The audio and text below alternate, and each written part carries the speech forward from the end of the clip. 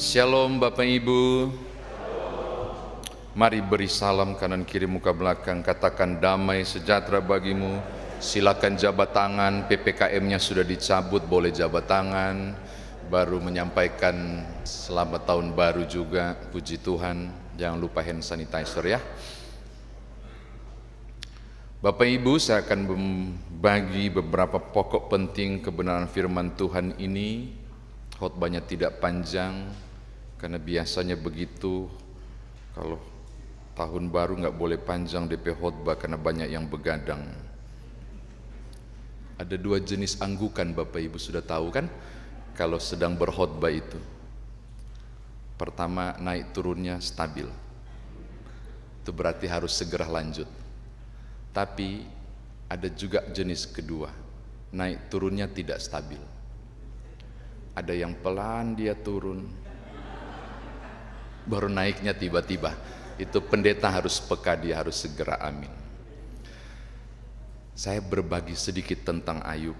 Ada beberapa catatan, saya akan bacakan. Sayang banget nggak diperkenalkan sangat dalam tentang tokoh yang luar biasa ini. Cuma disebut dia dari daerah Uz, pasal 1 ayat 1, lalu menyebut tentang kekayaannya, yaitu 7 orang laki-laki sebagai pemberian Allah, dan 3 orang perempuan anaknya juga sebagai pemberian Allah. Lalu ini dia, ada 7.000 kambing domba, 300 unta, 500 pasang lembu, itu berarti 1.500 keledai betina, dan banyak budak-budak, pasal 1 ayat 2 dan 3. Menariknya Bapak Ibu, ketika narator menyebut tentang 7 anak laki-laki, 3 anak perempuan, dan kekayaannya itu seakan memberi sinyalemen sebagai pemberian Allah. Tetapi tentang istrinya tidak disebutkan sebagai pemberian Allah. Para istri ini menarik ya, tidak disebutkan. Saya cari tahu kenapa istri tidak disebut sebagai pemberian Allah, istrinya Ayub. Akhirnya pasal 2 ayat 9 ketemu. Karena ketika Ayub sedang menderita, dia bilang begini, masih bertekunkah engkau dalam kesalehanmu? Kutukilah Tuhan dan matilah. Jadi ternyata istrinya ini menjadi sumber petaka bagi keteguhan iman Ayub, ketika kemudian dia mengalami cobaan yang luar biasa dari iblis atas seizin Tuhan. Yang kedua Bapak Ibu, tentang Ayub, saya juga menemukan hal yang luar biasa di catatan saya ini. Tokoh ini berulang-ulang disebut tentang moralnya, yaitu saleh dan jujur, dan dia takut akan Allah. Dan menariknya itu diucapkan 3 kali. Kalimat tadi itu, saleh, jujur, takut akan Allah, 3 kali dalam keseluruhan pasal kitab Ayub. 1 kali muncul di bacaan kita, 2 kali narator tempatkan sebagai ucapan langsung Tuhan membanggakan Ayub. Kata Tuhan, dia jujur dan saleh, dia takut akan aku. 2 kali Tuhan sebut, 1 kalinya oleh narator. Totalnya 3 kali, dan itu diagung-agungkan luar biasa tentang kehidupan moral yang luar biasa dari Ayub. Maka catatan kedua saya mau bilang begini, harta terbesar Ayub bukan soal anak-anaknya turun-temurun, bukan soal ribuan ratusan ternak yang dia peroleh, bukan begitu banyaknya budak yang dia miliki. Tetapi kekayaan terbesar bukan dari bagian luarnya Ayub, tapi justru bagian dalamnya Ayub. Kekayaan yang luar biasa yang dimiliki Ayub adalah kehidupan moralnya yang luar biasa. Dia adalah pribadi yang jujur dan saleh dan takut akan Allah. Jujur dan saleh serta takut akan Allah adalah kekayaan luar biasa yang tak tertandingi yang dimiliki oleh Ayub. Ini catatan saya yang kedua.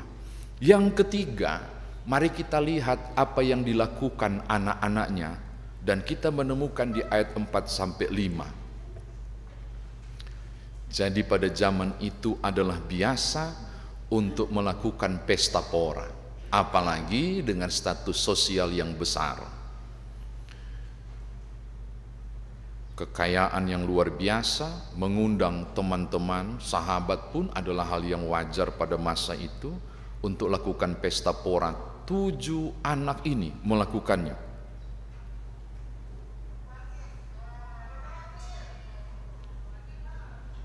Apa yang terjadi? Di rumah masing-masing. Pesta itu di rumah masing-masing. Jadi saudara bisa bayangkan ramenya lingkungan rumah. Lingkungan rumah dari Ayub. Kita tidak tahu apa yang terjadi di pesta itu ketika anak-anaknya kemudian bergeser wilayah dari kehidupan spiritual ayahnya berpindah ke wilayah duniawi, dan bagi saya itu wajar.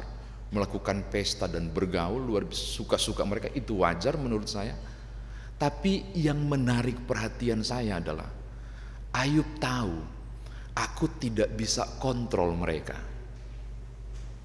Di luar sana bagaimana mereka bergaul, cara pesta apa, lalu apa yang mereka kerjakan. Jangan-jangan mereka menghujat Allah. Kata mengutuki itu berarti mengucapkan kata-kata jahat kepada seseorang. Maka kalau mengutuki Allah berarti mengucapkan kata-kata yang tidak tepat kepada Allah, menghujat Allah, atau berbuat dosa ketika mereka lagi bergaul di luar dan menikmati pesta yang mereka buat. Ayub bilang begini, aku tidak bisa kontrol mereka. Maka cara satu-satunya adalah kalau mereka selesai, akan kupanggil mereka. Lalu aku berdoa untuk kekudusan mereka. Lalu aku datang mempersembahkan kepada Tuhan korban penebusan atau korban bakaran sebagai simbol permohonan ampun tentang apapun yang anak-anakku buat di luar sana yang tidak bisa saya kontrol. Saya mau bilang, kalau Bapak Ibu baca ini biasa, saya mohon saudara buat ini jadi luar biasa. Betapa beban seorang ayah, orang tua terhadap apapun yang dikerjakan turun-temurunnya di sana. Betapa menjadi satu beban karena rasa takutnya akan Allah. Dia berpikir jangan sampai dorang bikin cilaka, berbuat dosa, lalu mereka tidak kudus. Maka dalam batas yang tidak bisa aku jangkau, aku menemui Tuhan untuk mohon ampun apapun yang saya tidak tahu yang mereka buat. Wow, saya pikir ini luar biasa. Sesuatu yang dibuat oleh seorang yang dibanggakan Tuhan. Ayub ini takut akan aku, ia saleh dan jujur, muncul di ayat 4 dan 5. Sesuatu yang tidak lazim menurut saya. Seorang ayah, orang tua berbeban dan khawatir, jangan dorang terpeleset dan jatuh, aku harus mohon ampun dan persembahkan korban. Dalam keterbatasannya menjangkau anak-anak, dia bawa itu kepada Tuhan untuk kembali dikuduskan. Saya kira demikian firman Tuhan ditafsirkan bagi kita.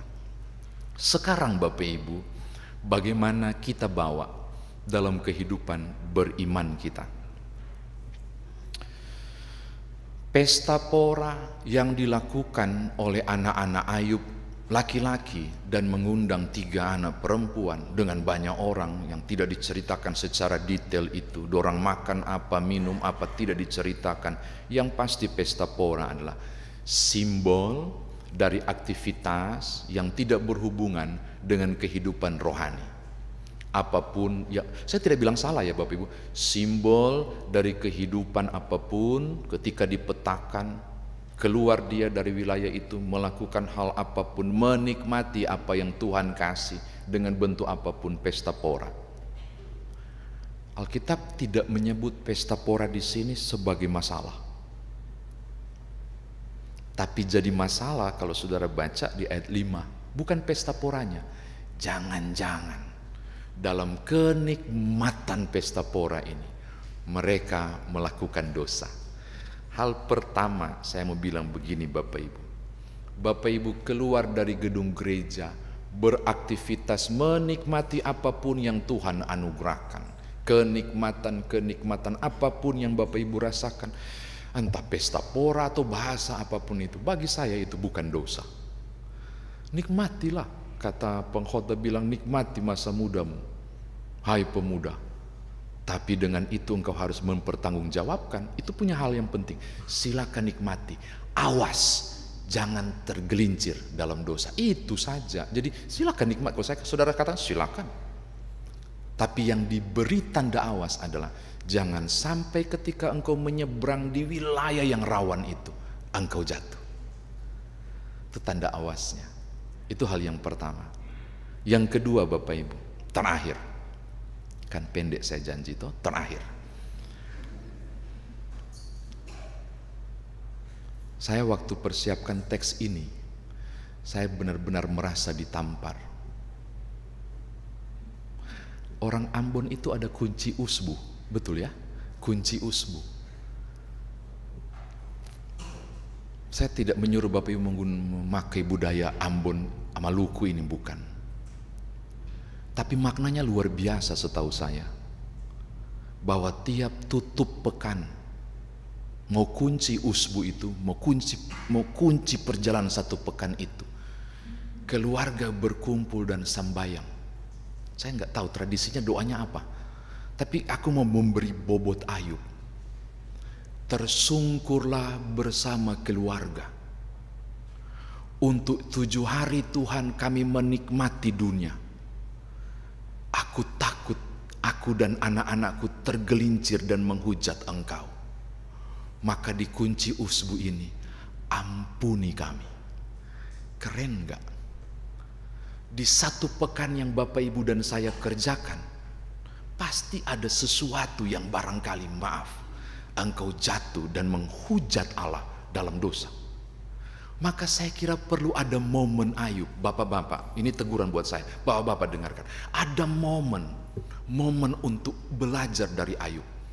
Kumpulkan anak-anak, kumpulkan keluarga, kunci hari, kunci pekan, minta ampun. Kuduskan kami kembali, supaya di hari yang baru kami layak lagi mengerjakan apa yang Tuhan inginkan dan menikmati apa yang sudah Tuhan anugerahkan. Bagi saya ini sesuatu yang luar biasa. Maka menutup khotbah ini, saya mau bilang begini, yuk tahun baru 2023 kita punya style yang baru. Pak Pendeta Willem ada enggak?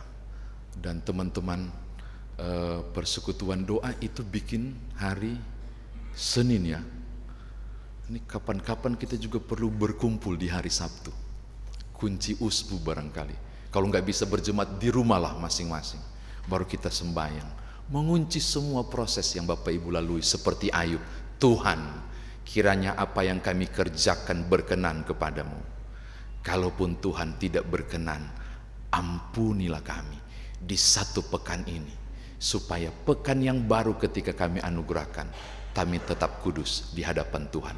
Miliki style yang baru di tahun baru ini, mencontohi gaya hidup Ayub, yaitu menjaga benar kehidupan kekudusannya. Selamat tahun baru Bapak Ibu, Tuhan berkati saudara. Haleluya, amin.